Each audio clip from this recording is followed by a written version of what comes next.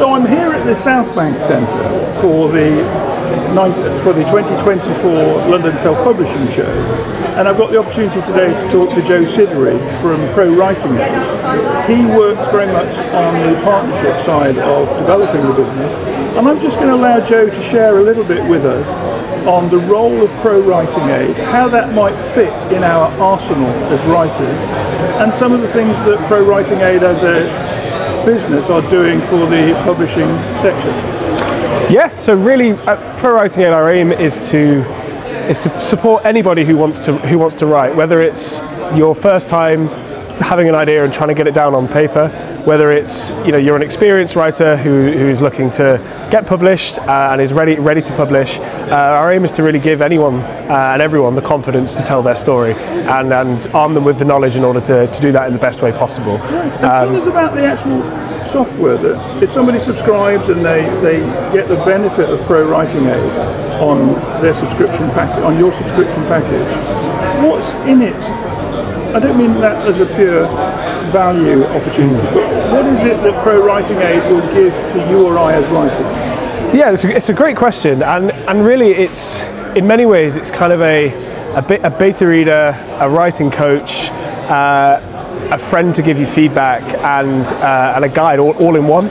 So really it will be suggesting ways in which we can make your writing more effective, whether that's, for example, I talk about my own writing. I'm a wordy writer. I use far too many words. What do you write? Fiction? Fiction and poetry as well. But I've been dabbling in fiction and actually trying to get my ideas down recently, and I use far too many words. And often my meaning can get lost, and ProWritingAid will, it will pick up on that, and it will suggest ways in which I can make my readability more concise and more effective, and actually get my message across more effectively.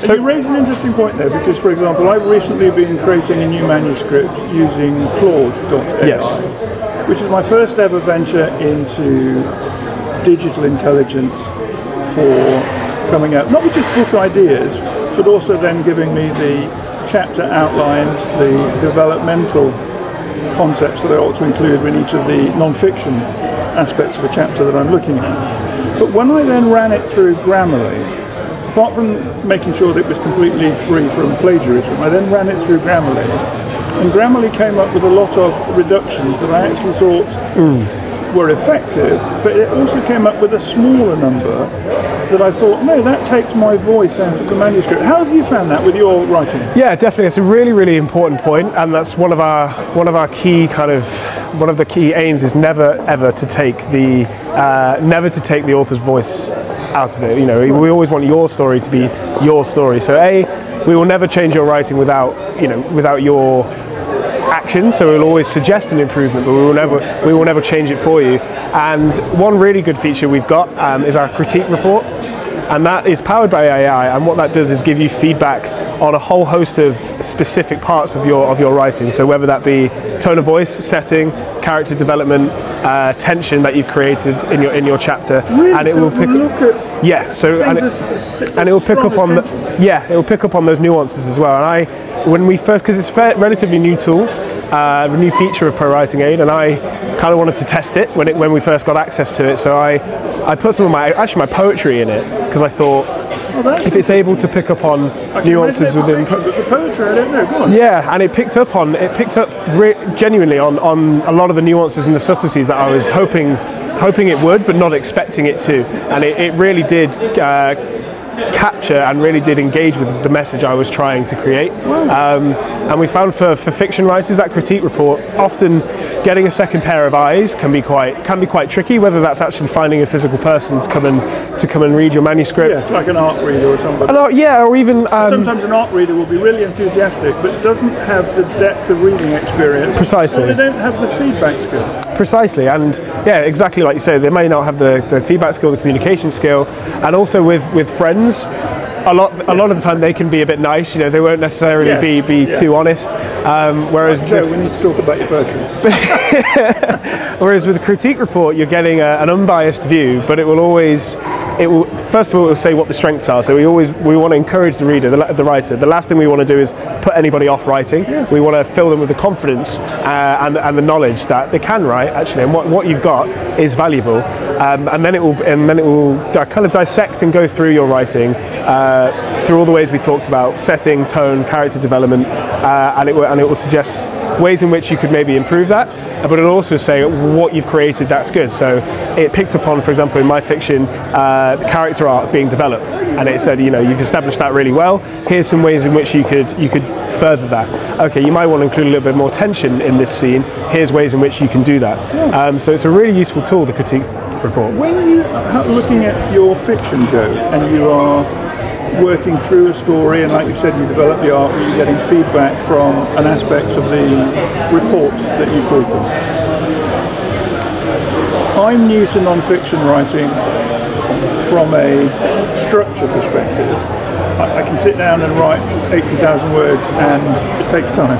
Yeah. But I feel confident that the story, I can write the story very quickly over, say, 2 or 3 months. But then when I go back to it, I'm so close to the creature that I've created that I lose my sense of what the arc is might be different. So I've read books like Save the Cat or Hero's Journey or a myriad of those sorts of books, and all I've actually found is that I get more confused. What have you used as a writer, not just as Joe for ProWritingAid, but what have you looked at that's helped you develop a clear, maybe a visual or a mental sense of the storytelling? That's a really, really good question. I think with all art, it's very, very easy to overthink and to overcomplicate the situation. I think a good story is a good story, whether that's a 3-act structure or anything else. I think if what you are writing is something you truly enjoy reading, I think that's one of the main things as well, is to read a lot and know your own tastes. And if what you're writing is something that you would like to read, you're halfway there, I think. So I think reading a lot, and not just reading as well, but in kind of ingesting all forms of media, whether that's going to see a play, whether that's watching films from some of your favorite directors. Those are pieces of wisdom. All of it. And one of my favorite pieces of advice actually is from Trey Parker and Matt Stone, the creators of South Park. They gave a lecture on how their approach to story structure. And instead of saying, so you obviously have your storyboard, you have this is Act 1, this is the scenes in Act 1. Instead of saying, so this happens and then this happens, they say this happens, therefore this happens, or this happens, but then this gets in the way. So every scene should follow on from each other, should have a knock-on effect. So because of scene 1, scene 2 then happens, and because of scene 2, scene 3 then happens. It's not just a list of events. And I like the way you explain that. I think I read it 2 or 3 times, the On Writing book by Stephen King. Yeah. And there's a little sense, I think it's a sentence there, but it says, one of the things that has to happen when you're writing, so that you don't get stuck, is you have to ask yourself what happens next. And I like the way you've explained that in a more amplified way. Yeah. Is there something within the ProWritingAid tool, so that if I get my subscription, in fact you've helped me already sign up for the free version, but I know I'm going to go for the main package. Is there something in there? I think I'm considering this because of your use of the storyboard and the South Park thing. Is there something that's visually, like a digital post-it note, that helps us lay out the stages of the story? So no, because what we aim to do is be the assistant that works with you wherever you're writing. So a lot of our writers will use things like Scrivener, for example, where their capabilities of storyboarding and planning and resource kind of, you can save images that help you for inspiration, and we aim to operate within that. So you never have to leave Scrivener, for example, to use ProWritingAid. ProWritingAid operates fully within Scrivener, so you can storyboard on Scrivener with ProWritingAid active as well. So we aim to be the guide and the writing assistant wherever you are writing, not necessarily the place in which you do all your writing, because wherever you write, we will be operating. Just a final question, Joe. It's about the environment in which somebody can use ProWritingAid on its own as an aid to their productivity, to the clarity of their work in progress, and then later a nicely edited document after they've taken on board some of the reports from ProWritingAid. Just give me a little bit about how that can work, please. Yeah, so I think one of our main intentions in ProWritingAid is to create an encouraging environment for writers and to also stimulate the learning. So even though I've got a degree in English literature and creative writing, and ProWritingAid was introducing me to concepts that I wasn't aware of before, but it does so in a way that's encouraging and educational as well. So if you're ever not sure on something, we have inbuilt app learning, so you can always click and find out more. We have a host of articles on our site where you can learn more. For example, sticky sentences was something I was completely unaware of, which are sentences which are made of 40% or more glue words, and they're words like connectives, which in and of themselves don't carry much meaning. And if we have too many of those in a sentence and not enough kind of action words, the sentence becomes sticky and slow. And often we can feel writing that isn't necessarily as strong as it could be, but we struggle to understand or put to words why that writing isn't as strong as it could be. You know, we can feel clunky writing, and ProWritingAid helps just shed the light on that. And I think when we're armed with that knowledge and that encouragement, that's when we write our best work and actually think, oh, okay, I can do this. And then it's a really self-sufficient cycle. You start to encourage yourself, and ProWritingAid, our aim is we're there every step of the way. Whether you're writing in ProWritingAid or wherever you're writing, we're there to support you and give you the feedback that you need.